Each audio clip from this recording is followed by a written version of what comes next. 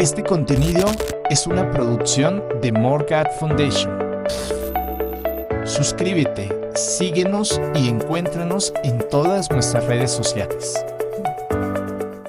Mis queridos hermanos y hermanas y amigos, me regocija estar con ustedes hoy y tener el gran privilegio de ser miembro de la Iglesia, de Jesucristo de los Santos de los Últimos Días, de contarme como uno de ustedes. Recuerdo la reacción que tuve al principio cuando recibí este sagrado llamamiento del Señor para prestar servicio como el miembro más nuevo de la primera presidencia de la Iglesia. Me sentí gozosamente conmovido. Desde entonces, he aprendido nuevas dimensiones de las palabras humildad, gratitud y fe. Les aseguro que nadie estuvo más sorprendido por mi llamamiento que mis nietos y mis hijos. En la Iglesia de Jesucristo de los Santos de los Últimos Días, no buscamos ni rechazamos llamamientos que provienen de Dios a través de los medios inspirados del sacerdocio.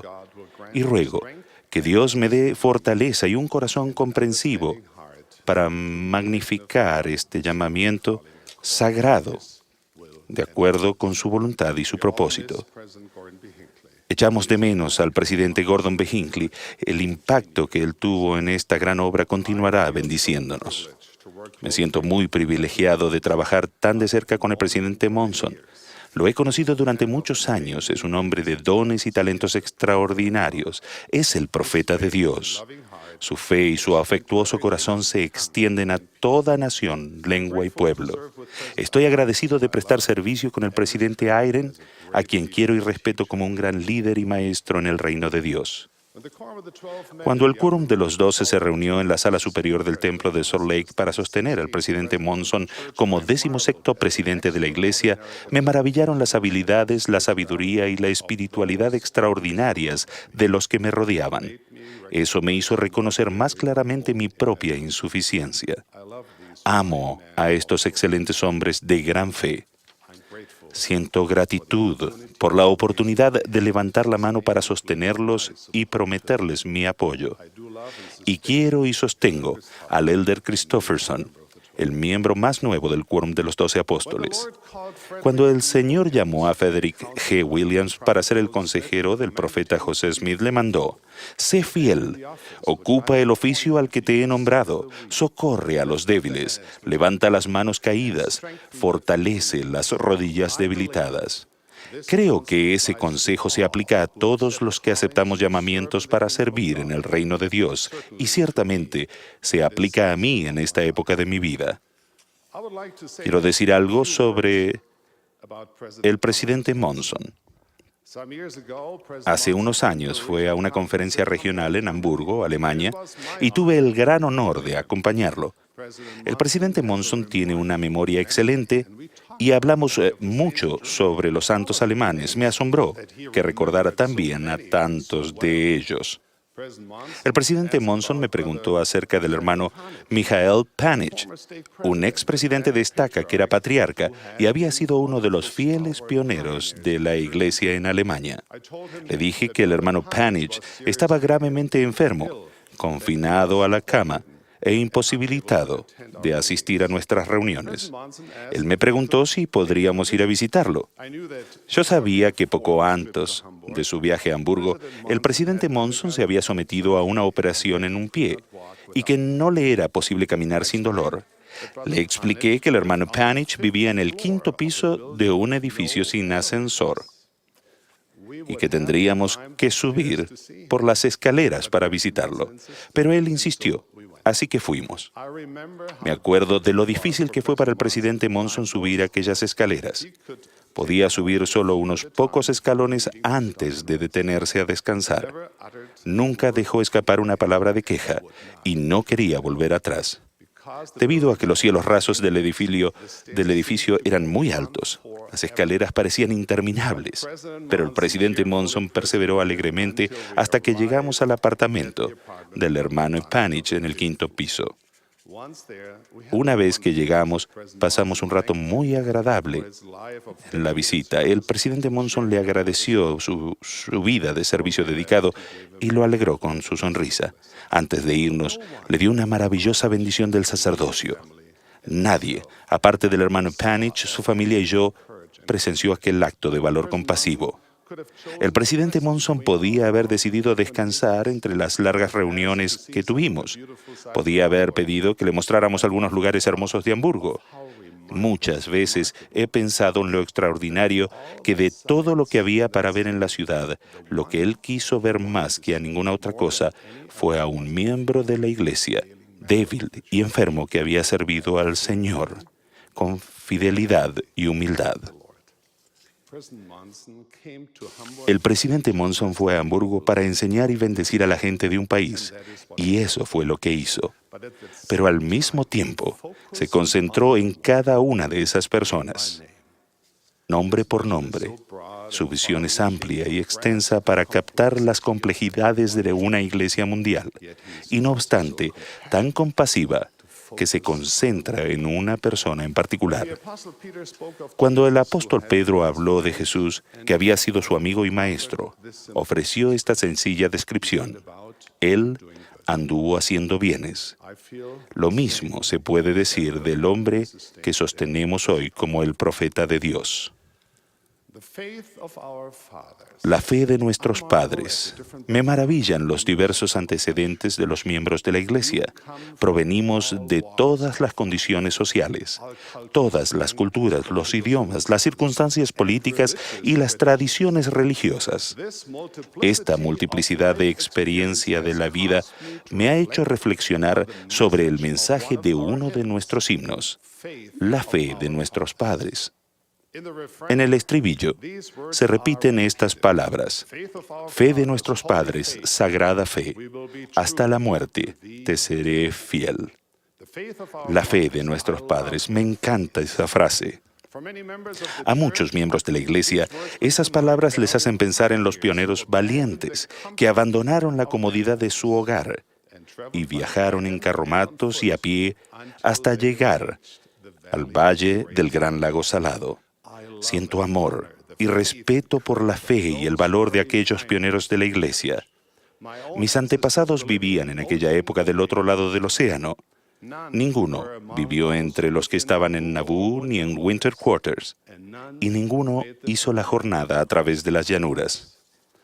Pero como miembro de la Iglesia, hago mío ese patrimonio pionero con orgullo y gratitud.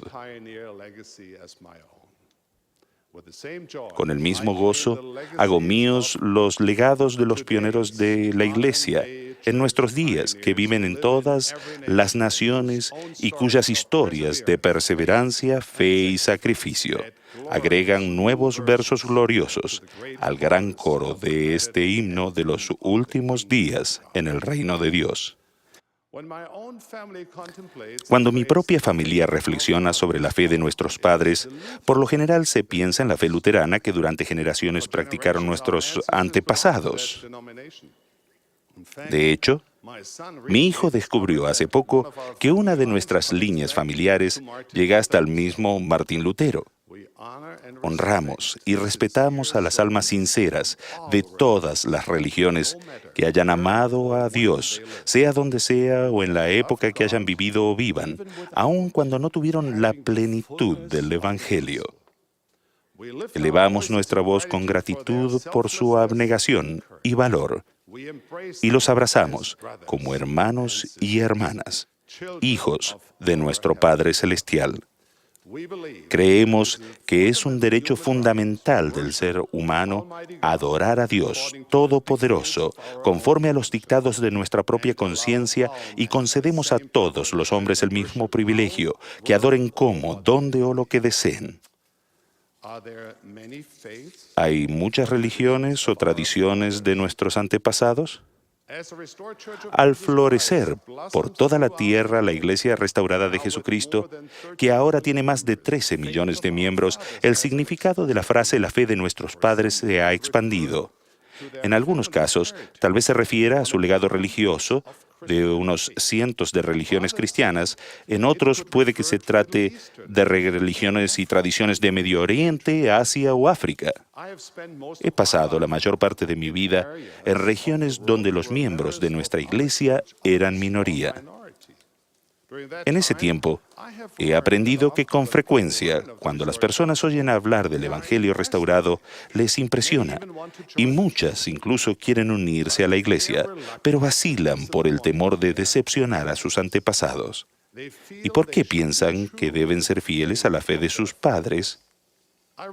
Recuerdo que cuando era un muchacho, un domingo noté a una familia nueva en nuestro centro de reuniones, la joven madre con 2 hijas. No pasó mucho tiempo antes de que se bautizaran y fueran miembros de la iglesia. Conozco de cerca la historia de su conversión porque el nombre de la hija mayor era Harriet, quien después llegó a ser mi esposa. Carmen, la madre de Harriet, había quedado viuda hacía poco y durante un periodo de introspección se interesó en la Iglesia de Jesucristo de los Santos de los Últimos Días. Después de estudiar la doctrina, Carmen y sus hijas supieron que la Iglesia es verdadera e hicieron planes para bautizarse. Sin embargo, cuando Carmen le contó a su madre la decisión que había tomado, ésta quedó devastada. ¿Cómo puedes ser tan infiel a la fe de tus padres?, le preguntó. Su madre no fue la única en poner objeciones. Lisa, la hermana de Carmen, que tenía un carácter fuerte, se quedó muy perturbada con la noticia, y tal vez perturbada no sea una palabra demasiado suave. Estaba furiosa. Y Lisa dijo que iba a buscar a aquellos jóvenes misioneros y hacerles ver lo equivocados que estaban. Así que se encaminó decididamente a la capilla, encontró a los misioneros y, como ya se imaginan, ella también se bautizó. Muchos años después, la madre de Carmen también recibió el testimonio de que el Evangelio de Jesucristo había sido restaurado en la tierra. Un día dijo a sus hijas y nietos: «Quiero estar en el mismo cielo que ustedes». Y aunque promediaba ya los 70 años, ella también entró en las aguas del bautismo y se hizo miembro de la iglesia. Entonces, ¿cuál es la fe de nuestros padres? ¿Es la religión de nuestros padres, abuelos o bisabuelos? Pero, ¿qué hay de la fe de los antiguos que les precedieron? ¿Qué acerca de Abraham, Isaac y Jacob? ¿No son ellos nuestros padres también? ¿No somos de la casa de Israel? ¿Y qué hay de Noé, Enoc, y de nuestros primeros padres, Adán y Eva? ¿Y qué hay del Salvador y de los discípulos que lo siguieron? La fe de nuestros padres, la fe de nuestro Padre Celestial, ha sido constante y uniforme desde el principio de los tiempos, aún antes de la fundación de este mundo. Juan el Revelador describió la gran batalla que hubo en los cielos. El asunto en cuestión era el albedrío moral tal como lo es ahora. Todos los que han vivido y viven en la tierra estuvimos entre los que enfrentamos a Satanás y permanecimos con el Padre y el Hijo. Por lo tanto, ¿no debemos nuestra lealtad a Dios nuestro Padre Celestial? Los miembros de la Iglesia de Jesucristo creemos en Dios, el Eterno Padre, y en su Hijo Jesucristo y en el Espíritu Santo. Y creemos que por la expiación de Cristo, todo el género humano puede salvarse mediante la obediencia a las leyes y ordenanzas del Evangelio. Creemos en el gran plan de felicidad, el plan de redención, el plan de salvación, por el cual los hijos de Dios pueden pasar por esta condición mortal y regresar a la presencia del Padre. Un plan misericordioso establecido desde antes de la fundación de esta tierra. Este es el plan y la fe de nuestro Padre. Testifico que la doctrina del Evangelio restaurado de Jesucristo es la fe de nuestro Padre Celestial. Es su verdad revelada a sus siervos los profetas desde los días de nuestro padre Adán hasta el presente. El Padre y el Hijo aparecieron ante José Smith para restaurar la fe de nuestro Padre en esta tierra, para que nunca más fuera quitada de ella. Dios desea que todos sus hijos reciban, sean cuales sean sus antecedentes, su cultura o tradición. La religión verdadera no debe originarse en lo que complace al hombre o en lo que se ajusta a las tradiciones de los antepasados, sino más bien en lo que complace a Dios, nuestro Padre eterno. La revelación continua es un rasgo fundamental de esta fe. La primera oración de José Smith es un poderoso testimonio de ello.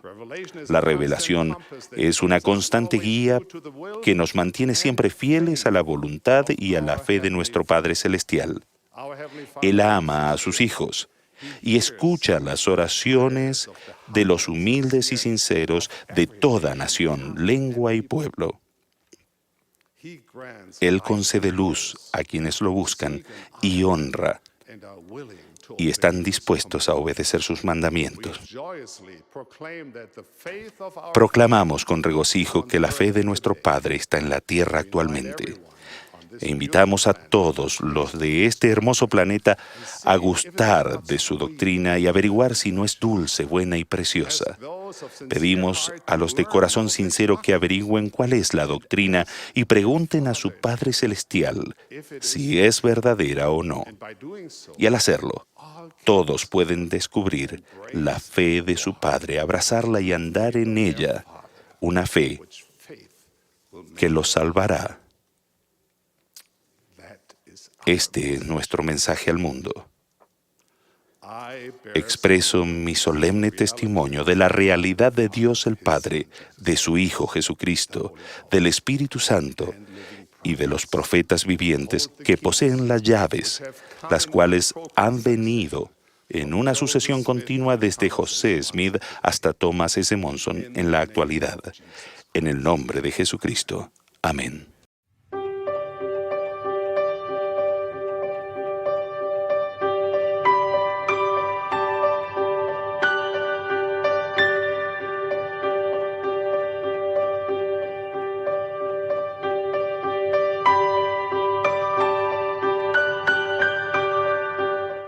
Este contenido es una producción de More God Foundation.